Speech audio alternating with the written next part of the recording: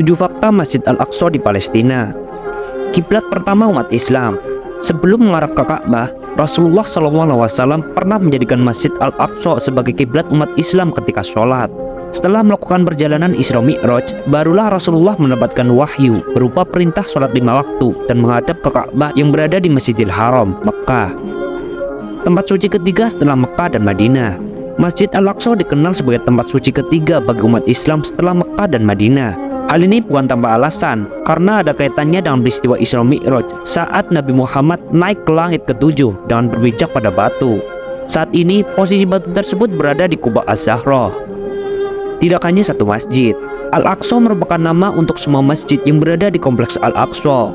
Ada 3 masjid yang menempati kompleks ini, yaitu Masjid Qubatus Zahra, Masjid Jami Al-Qibli, dan Masjid Marwani. Terdapat kompleks pemakaman. Meski tidak ada catatan akurat tentang mengenai siapa dan berapa banyak yang telah dimakamkan di sini, kuburan di Al-Haram Asy-Syarif diketahui merupakan tempat peristirahatan bagi banyak nabi dan sahabatnya. Misalnya saja Ubadah ibn Samir yang merupakan hakim Islam pertama di Masjid Al-Aqsa. Beliau dimakamkan di pemakaman Bab Al-Rahmah. Kubah pertama.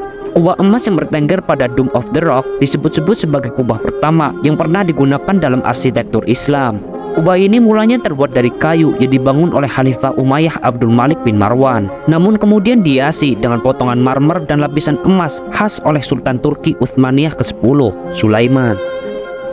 Pernah jadi tempat pembuangan sampah.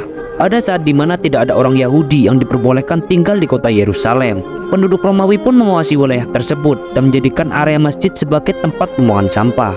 Ketika sahabat Nabi Muhammad, yakni Umar bin Khattab, membebaskan kota Yerusalem, ia kemudian membersihkan semua sampah tersebut dengan tangan kosongnya.